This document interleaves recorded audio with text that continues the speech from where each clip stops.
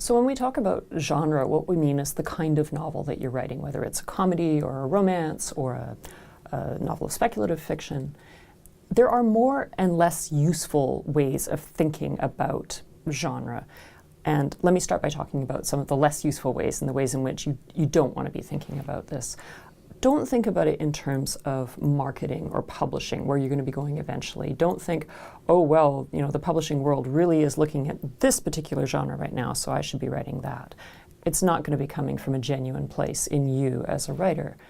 Don't think in terms of the ultimate demographic you're going for, and I hear this a lot from young writers. Well, it's older women who tend to buy fiction these days. Older women love historical fiction, so I'd better write a novel of historical fiction. Again, it's not going to be something that's really genuinely you expressing yourself and saying what you have to say. It's going to be coming across as fake, and you don't want that. Most importantly of all, I would say, don't think about genre as opposed to literary fiction. It's not that literary fiction is somehow at the top of a pyramid, and then as we go lower down, we get comedy, we get romance, we get, sensationalist, schlocky, pulp fiction kind of stuff. I think that's a really outmoded way of thinking about genre, and more we're seeing that those boundaries are getting blurred anyway.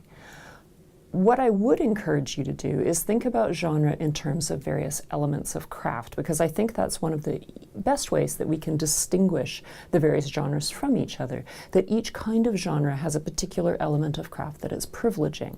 So for instance, I would argue that a romance novel, is all about character. It's all about the clash of characters, the coming together of characters unexpectedly and forming a relationship even though you don't think they could.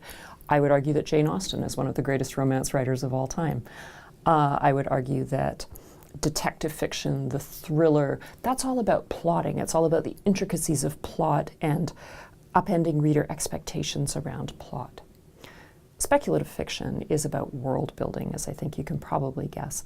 It's all about a wonderfully imaginative place where the reader has never been before. You're taking them somewhere absolutely new with lots of lush description and that kind of thing.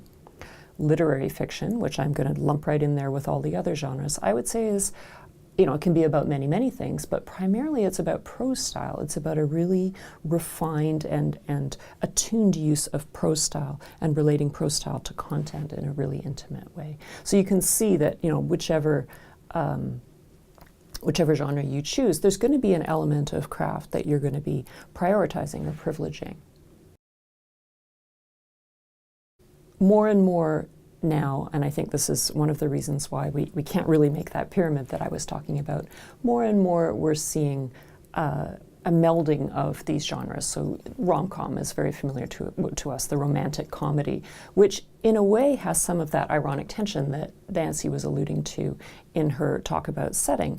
Romance, particularly a thwarted romance, can be very fraught, it can be very emotional, it can be very depressing. And then to throw a layer of comedy on top of that, it creates that really interesting tension.